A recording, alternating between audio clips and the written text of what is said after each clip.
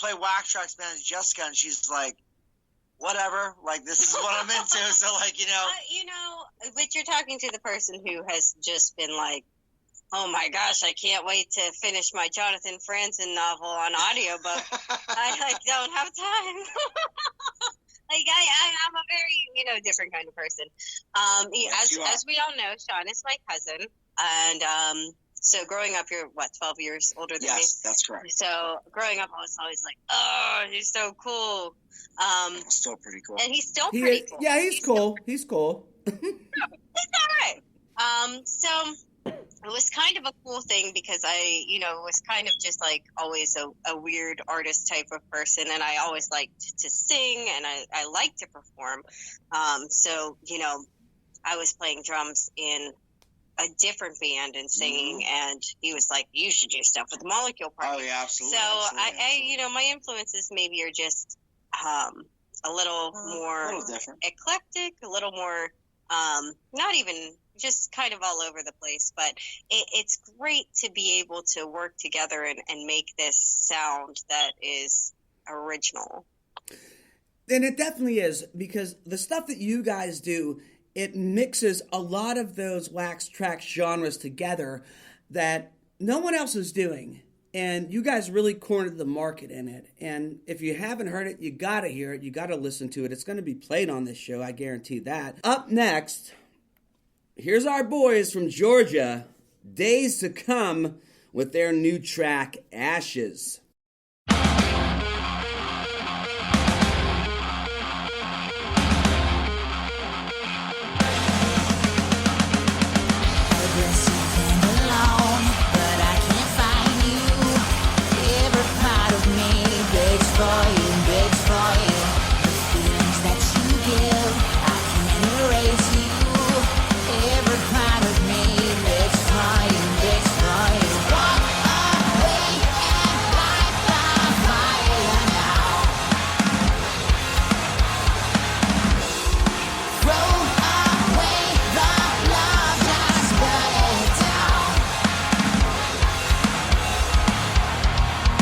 Poison in my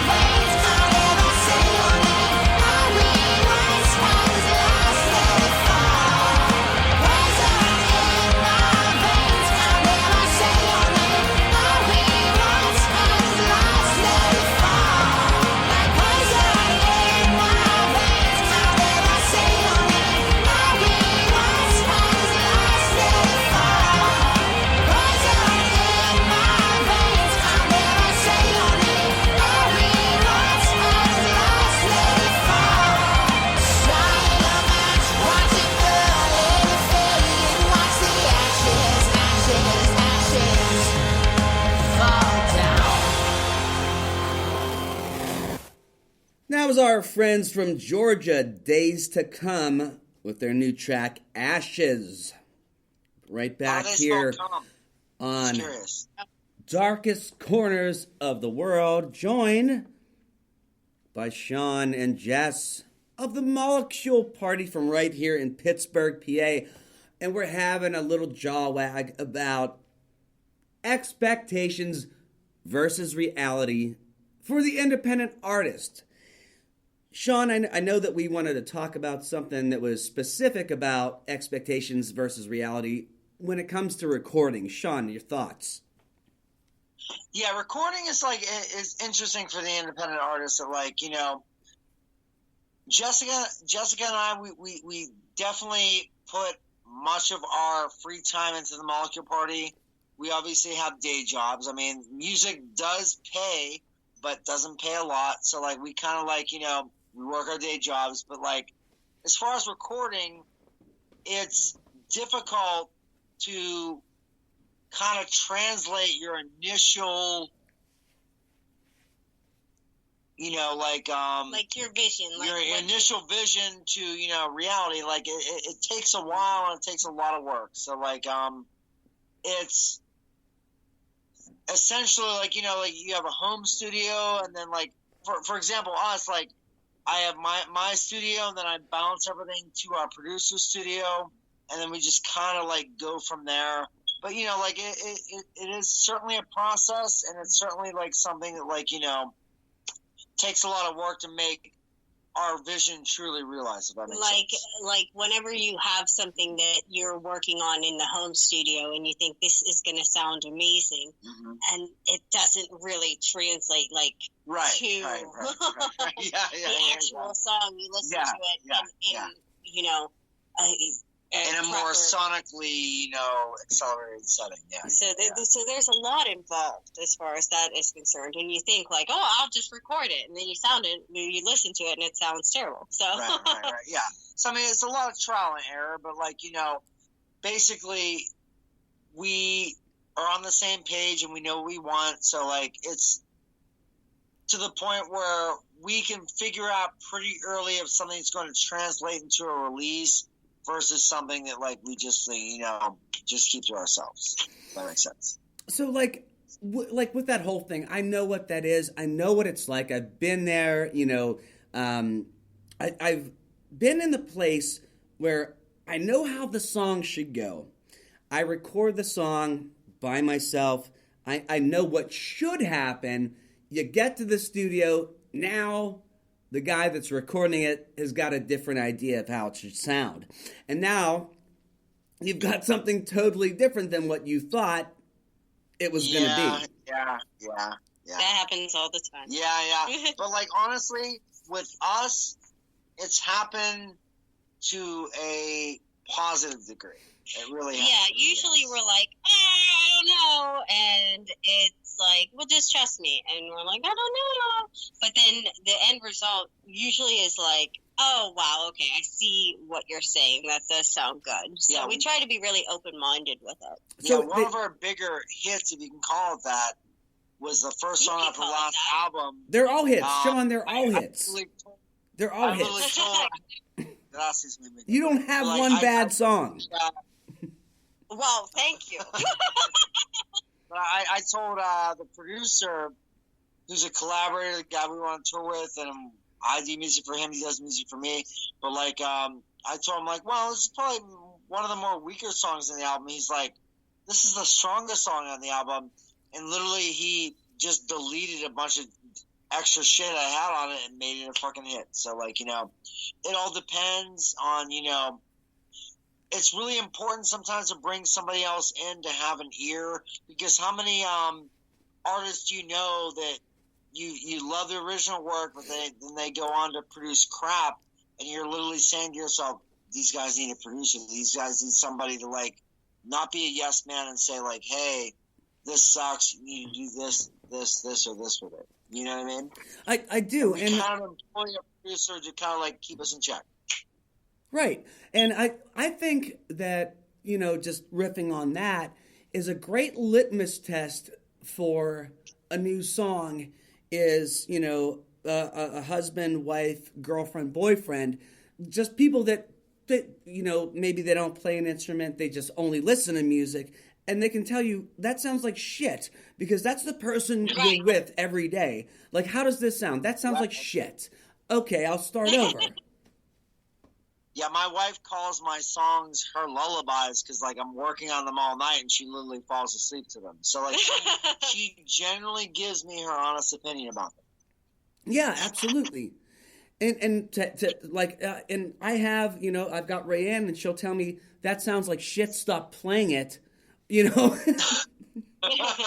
And then I know that's a bad song. I need to start from scratch, you know what I mean? Like because she knows the style. Yeah, absolutely. Yeah.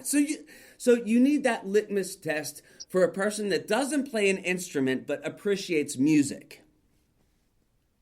I agree, because sometimes as an artist, and Jessica, I'm sure, can collaborate with me on this. Agree with me on this. Like, you get in too deep, and you kind of can't see the song through the fog or the song through your own work on it.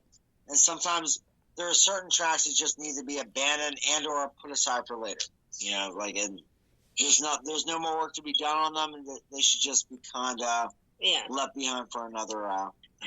And I don't have a lot of people close to me who don't play instruments and don't have a strong opinion on things. But fortunately for me, I am definitely my biggest critic. So for something to get past the point of me liking it, it's a big deal, because everything I do, I'm like, oh, terrible. But yeah, I definitely. She's her own worst critic, but she shouldn't be.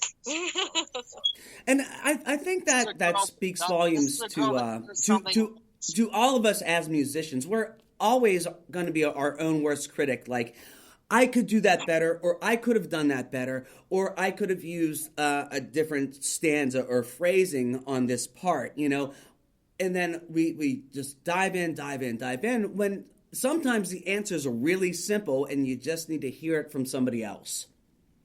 Right, exactly. I agree. Sometimes you just need to release it and move on. And that's how it is. You can work any song to death. You can overwork any sort of piece. So sometimes just come up with something cool, especially in especially in today's age. Release it and just move on. Yeah, if you've determined that it's good enough and you like it and you feel satisfied with it and people like it, release it, and you know what? You can make 100 more. Right. And hopefully one of those 100 you'll be like, yeah, that was it. And one thing about music is you can always, at least this is how I feel, no song is ever done where if I don't like a song, that I can just revisit it at another time and redo it. Or do a different version of it or whatever. Absolutely, Sean. And even if we want to circle back around, you record something, you throw it down, you put it out there in the ether. Someone on this earth is going to like that song. And it's going to mean a lot to that person, even if it's one person. And yeah, absolutely. And also creating the music that you guys do, that we do, that all of us as musicians do, it gives you some validation that you were actually alive on this earth, and your offspring can carry that on and say, this is what my mom did, this is what my dad did, and it just exists forever. A lot of people, they go to, funerals and they hear the eulogy. Oh, well, Joe really liked adult coloring books and bought a lot of candles at work. You know what? Fuck that. We made music. We made music that exists forever. Yeah, Jessica and I are going to try to send the next Molecule Party album on a low mood